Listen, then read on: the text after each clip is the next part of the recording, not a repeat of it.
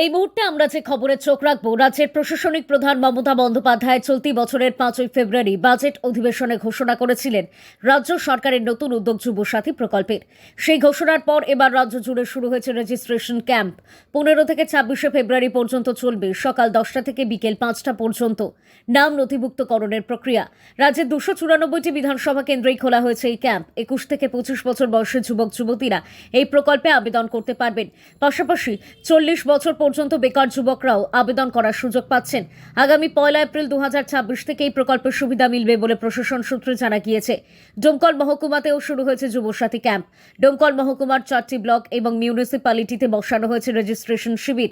ডোমকল মহকুমা শাসক শুভঙ্কর বালা জানিয়েছেন, যুব সমাজের স্বনির্ভরতার লক্ষ্যে এই উদ্যোগকে ঘিরে ব্যাপক সাড়া মিলেছে। রাজ্যের অন্যান্য জেলার মতোই বিভিন্ন জায়গায় দেখা যাচ্ছে উপচে পড়া ভিড়। প্রথম দিন থেকেই ক্যাম্পে রেজিস্ট্রেশনের জন্য লম্বা লাইন পড়েছে। প্রশাসনের দাবি, যুব সমাজকে আর্থিক ও কর্মসংস্থানের পথে এগিয়ে দিতেই এই প্রকল্প গুরুত্বপূর্ণ ভূমিকা নেবে। ক্যাম্প চত্বরে রাখা হয়েছে পুলিশি টহলদারির ব্যবস্থা। কোনো অপ্রীতিকর ঘটনাতেই পুলিশের টহলদারি চলবে। পাশাপাশি সব রকম সহযোগিতাই রয়েছে তৃণমূল কংগ্রেসের কর্মী এবং নেতৃত্ব। আপনারা জানেন, আমাদের পশ্চিমবঙ্গ সরকারের স্বনির্ভর বাংলা এর অন্তর্গত আমাদের 3টে মূল যে স্কিম, যুবসাথী, ভূমিহীন ক্ষেত মজুরদের ফাইন্যান্সিয়াল অ্যাসিস্ট্যান্স এবং যারা আরএলআই স্কিমে রয়েছে ইরিগেশনে তাদের জন্য ফি ওয়েভার, এই 3টি স্কিমের রেজিস্ট্রেশন এবং তার ফর্ম কালেকশন। এছাড়াও কন্যাশ্রী, আমাদের লক্ষ্মী ভাণ্ডার প্রকল্পে যে ভাতা বৃদ্ধি করা হয়েছে সেটারও যদি যারা নতুন আসতে চাইছেন তাদের ফর্ম নেওয়া এবং ফর্ম সংগ্রহ করা, এই কাজটি চলছে। আমাদের মহকুমায় টোটাল 4টি ব্লক, একটি মিউনিসিপ্যালিটি আছে। আপনারা এই মুহূর্তে মিউনিসিপ্যালিটির এখানে দাঁড়িয়ে আছি, এটা রবীন্দ্র নজরুল ভবনে হচ্ছে।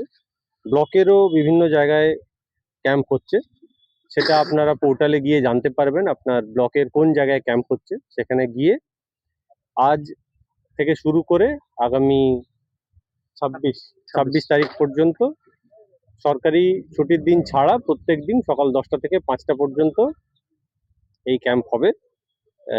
যারা যারা এর জন্য এলিজেবল তারা যাবতীয় যা ডকুমেন্ট আছে সেগুলো নিয়ে যেন এখানে চলে আসেন, রেজিস্ট্রেশন কমপ্লিট করেন।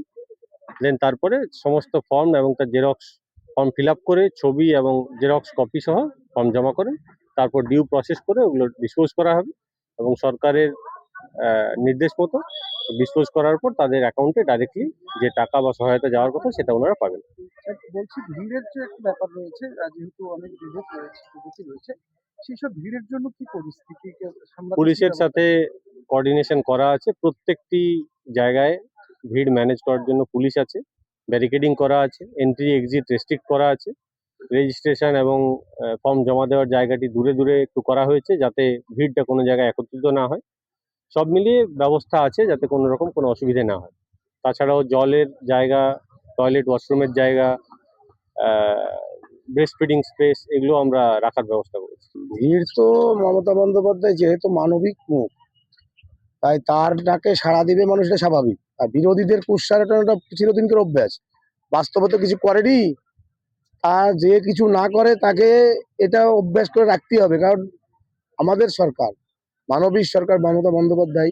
আপনারা দেখছেন যুবসাথী, কৃষি দপ্তর লিখে যাবে যুবসাথী যাবে, যারা 21 বছর থেকে 41 বছর বয়স মাধ্যমিক পাস করেছে তাদেরকে আজকে রেজিস্ট্রেশন হবে আজ থেকে 26 তারিখ পর্যন্ত।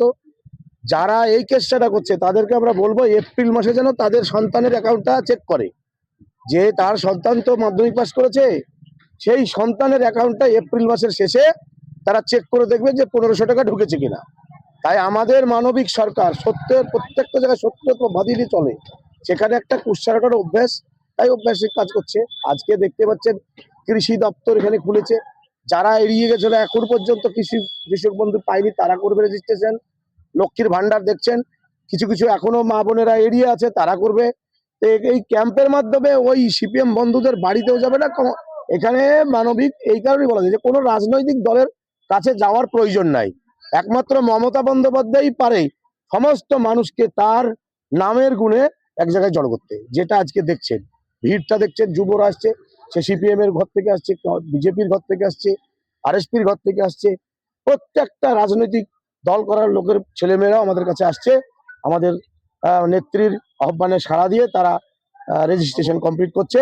আমার অনুরোধ একটাই, সেই সমস্ত গার্জেনদের যারা এখনো মমতা বন্দ্যোপাধ্যায়ের কোষাটা চায়ের দোকানে রটায়, তারা এপ্রিল মাসে নিজের সন্তানের অ্যাকাউন্টটা চেক করবে, এর বেশি কিছু বলবো না।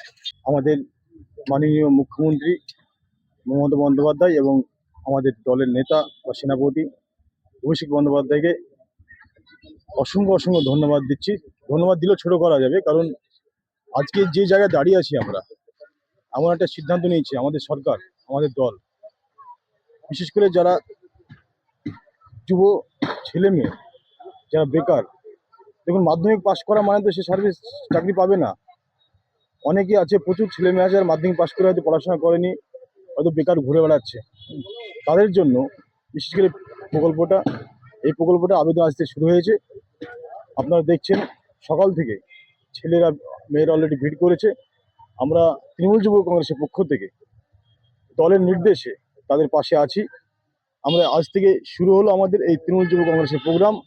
তাদের পাশে থেকে তাদের সহযোগিতা করে যারা প্রত্যেকটা সিপিএম, কংগ্রেস, বিজেপি প্রত্যেকটা ঘরের ছেলেমেয়েরা এই প্রকল্পের আয়তে আসতে পারে, তার জন্য তাদের সুব্যবস্থা করে দেবো, তার পাশে থাকা।